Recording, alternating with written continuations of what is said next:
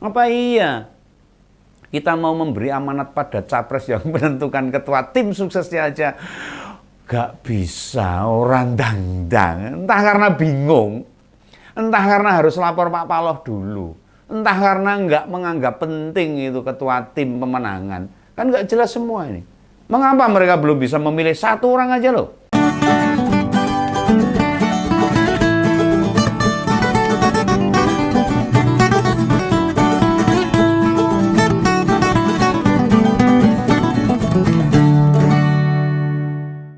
Halo, ketemu lagi dengan Om Begawan. Jangan kurangi bahagia Anda ya. Tetap di Ngompol, ngopini politik. Ingat kita hitam, tercederainya demokrasi Indonesia saat ini. Oke lah, pertama-tama Om Begawan mengucapkan selamat ini untuk para cawapres dan cawapres yang telah lolos mendapatkan status lolos tes kesehatan ini. Ya, sehingga bisa melanjutkan itu ke tahap berikutnya. Oh, yang pasti yang seneng ya Pak Prabowo nih. Kemarin udah deg-degan. Nah, usianya udah 72 tahun. Dengan tes kesehatan komplit kan takut itu. Bila ditemukan ada penyakit-penyakit, ya nanti dikira menjegal di tahap berikutnya kan repot ini. Cilaka ini. Kalau begitu. Apa nggak jadi ikut pilpres? Wah, masa wis mati-matian berkorban sana sini dan keturutan gandeng anaknya Pak Jokowi. Rasido bertanding nggak repot ya. Ya oke lah, selamat untuk Pak Prabowo. Tetap bisa menjaga kesehatan dengan baik. Ya. Beda dengan Pak Ganjar Pranowo yang sudah tetap fit menjaga kesehatan kebugaran untuk memimpin bangsa ini kelak. Ya kali ini kita coba bahas koalisi perubahan. Om Begawan udah 2 minggu ini tidak membedah koalisi perubahan ini. Ya kira-kira gimana ya kabar mereka nih? Apakah sudah makin maju? Apa mau mandek wae? Apa kayak pasukan baris-baris itu loh? Jalan di tempat apa gitu. Ya sesuai kabar terakhir. Ini ada info nih, ada kabar dari teman-teman saya di Jakarta. Rupanya sampai sekarang ini, tim Baja Amin atau tim Badan Pekerja Anies Caimin, kondisinya ajek. Tahu ajek itu, masih sama aja. Belum menemukan kapten yang mengomandoi untuk menghadapi Pilpres tahun depan. Wah lah kok parah ngene piye. Tak kira kabarnya sudah semakin hebat. Mandek orang dang-dang nih piye. Lah milih ketua tim saja berlarut-larut kok. Apa ya nasibnya mau kayak milih pendamping dulu. Butuh waktu 10 bulan itu. Baru ketahuan siapa cawapresnya itu aja. Terjadi intrik pengkhianatan dan sebagainya. Wah, kasihan tuh Mas Ahaye. Itu pun Pak Surya Paloh mesti cawe-cawe kalau enggak orang itu cawapresnya itu. Nah, kalau gini caranya, memang Pak Anies dan Caimin levelnya memang belum pantas jadi presiden. Menurut Begawan loh, orang kritik loh. Tapi ya biar maju untuk bertarung nanti. Nah, menyelesaikan masalah internal saja, orang tang-tang, orang barbar, orang rampung-rampung, orang selesai-selesai itu loh. Apa nunggu Pak Paloh lagi? Takut kandidat-kandidat yang disodorkan nanti ditolak. Ya kayak waktu ngajuin Mas Ahaye sebagai cawapres itu akhirnya kan batal itu. Oh, repot bener nih. Punya calon presiden tapi tidak bisa memutuskan sesuatu. Padahal udah dikasih hak prerogatif loh itu. Memutuskan sendiri boleh, malah disetir orang lain. Nah, terus bila terpilih dan butuh cepat menyelesaikan masalah rakyat, apa ya harus nunggu Pak Paloh nanti? Wah, nunggu Pak Paloh meneh sih wae. Ini artinya karakter model pasangan Pak Amin ini tidak qualified. Presiden bukan petarung yang rela dan berani berkorban demi kepentingan yang lebih besar ini kalau caranya begini.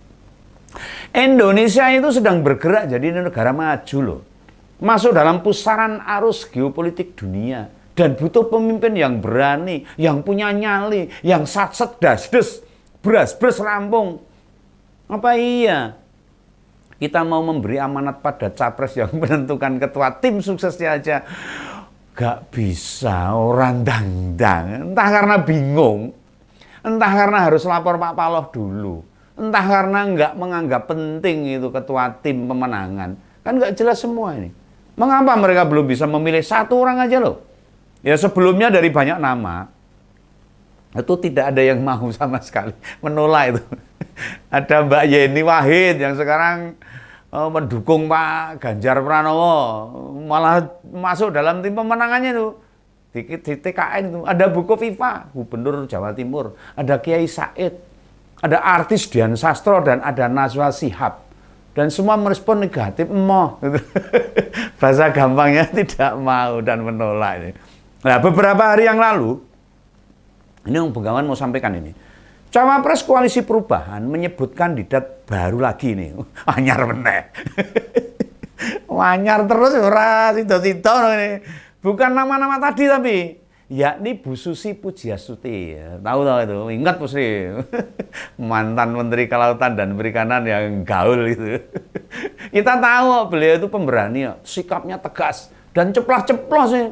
Nah, penilaian Om Begawan sih keren kalau Bu Susi itu. Punya pengaruh ke pasangan Anies Caimin. Tapi Bu Susi bilang, jika omongan Caimin dianggap bercanda, lebih dikira gojekan ini. Ini tenanan loh Bu Susi, malah dianggap gojekan ini. Entah Bu Susi tidak yakin pada tawaran itu, atau itu bahasa halus penolakan dirinya untuk jadi tim pemenangan. Hanya bila jujur. Sulit loh Bu Susi akan di ACC jadi ketua tim baja. Ya kita tahu ada PKS di Partai Koalisi Perubahan. Apakah mereka akan dengan tangan terbuka menerima Bu Susi itu? Ya Om Begawan kok nggak yakin itu. PKS legowo menerimanya Bu Susi, ya Om Begawan nggak yakin ya. Bagi jajaran DPP PKS, pasti tidak masalah. Namun mereka akan mempertimbangkan. Pemilihan Bu Susi bakal menambah beban di tingkat simpatisan dan kader. Ya Bu Susi tidak berhijab. Ini mungkin loh permasalahan itu bisa membuat mereka kurang srek gitu loh. Kita tahu beliau itu perokok. Wah, itu ngerokok gini ya memang itu hobi juga. Bila bicara juga lugas tanpa tedeng aling-aling. Orang nganggo apa itu tedeng aling-aling itu artinya apa adanya lah. Serta memiliki tato gambar di tubuh. Ya bagi mayoritas warga kayak Om Begawan, ya tidak masalah semua itu loh, bagi kami loh. Integritasnya bagus kok. Pengalamannya juga banyak, keberaniannya juga bisa diandalkan. Ya positif lah. Satu lagi nih, kerjanya juga beres. Pengusaha sukses. Hanya saja anggapan itu apa ya berlaku sama di level simpatisan dan kader PKS. Ya mungkin enggak itu loh. Lah jangankan nama Bu Susi. Menetapkan cawapres Caimin saja bagi kader dan simpatisan partainya Pak Ahmad Saiku itu ya sudah jadi masalah ya, karena PKB, NU. Buktinya sebagai pemilih PKS dan PKB narik diri ya itu bisa terlihat loh ini. Usai dideklarasikan Anies Caimin, surveinya malah turun, malah anjlok. Dan jadi bukti penolakan itu. Apakah PKS berani nekat? Nah, ya surveinya bakal tambah jeblok lagi loh. Ya kasihan betul ini Koalisi Perubahan ini. Mereka mau ikut pilpres loh, bukan pilkaret. Maksudnya pemilihan ketua RT, enggak, itu levelnya nasional. Bertarung untuk pemilihan presiden dan wakil presiden.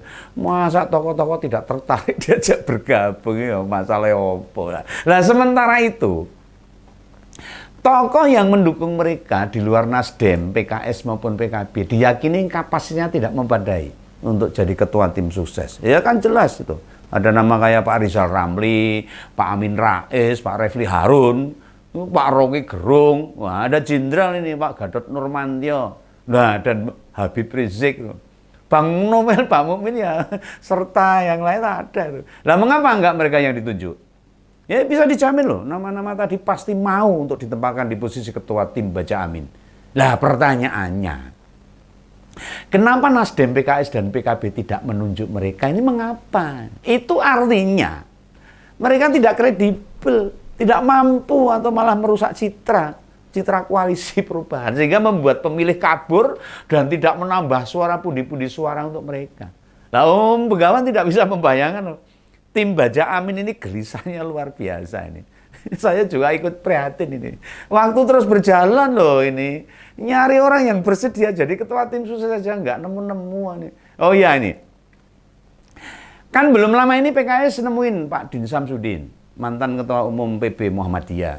Dan beliau mendukung pasangan ini loh. Mbok dia saja yang ditunjuk jadi ketua tim sukses. Daripada kelamaan loh, ini sudah tinggal menghitung hari loh. Kasihan bila tidak segera ditetapkan. Pilpres itu ajang serius dan berat. Oh, enteng nih, bertarung dengan dua kandidat lain yang infrastrukturnya sudah terbentuk. Apalagi Pak Ganjar itu tim kampanye nasional loh, komplit. Tokoh-tokoh nasional ada di situ. Medeni itu. Bila waktu yang dimiliki ketua tim terlalu mepet atau pendek. Nah, bagaimana dia merumuskan strategi, program-programnya, progresnya apa itu. Belum lagi penyesuaian dengan anggota tim. Jelas itu membutuhkan waktu. Tapi ya sebentar ini. Kalau Pak Din yang ditunjuk, ini menurut Om Begawan ini, apa enggak giliran kader dan simpatisan PKB yang pada kabur? Ini serba repot ini. Dan nama Pak Din sulit kok diterima oleh PKB. Ya karena beda ormas, beda kepentingan. Soalnya akan digambarkan seolah-olah NU kalah sama Muhammadiyah. Ini mungkin ini. Menurut bukan orang adu-adu loh ini. Ini pendapat, opini aja. Nah, saya ngalaman surveinya ngelorot lagi ini. Nah, ini memang ini kayaknya keberatan nama koalisi ini. Keliru memilih nama koalisi. Apa mungkin butuh dibancai dulu, diintro-introi kalau bahasa Jawanya itu. Atau selamatan dulu. Agar perjalanan dan memilih ketua tim sukses lancar dan ikut kontestasi Pilpres tahun depan. Wah, lancar. Nih ya gimana mau selamatan. Itu bukan kebiasaan PKS. Nanti dikira musrik dan sebagainya. Wah, Begawan ini jadi ikut pusing nih mikirin koalisi perubahan ini. Ya lah gimana lagi? Ya wes lah. Biar dipikir Pak Anies sama Pak Caimin lah. Oh, Begawan nanti malah dikira ngobok-obok ini. Saya cuma mengingatkan aja sama Pak Anies Caimin untuk dang-dang memilih ketua tim bendang beres gitu loh. Dang siap-siap itu. Ya kalau mereka mau mikir, apa malah jangan-jangan loh. Mereka merasa jadi capres-capres saja wis membahagiakan. Di mana-mana disambut, dilulukan, dilayani, banyak yang ngajak foto.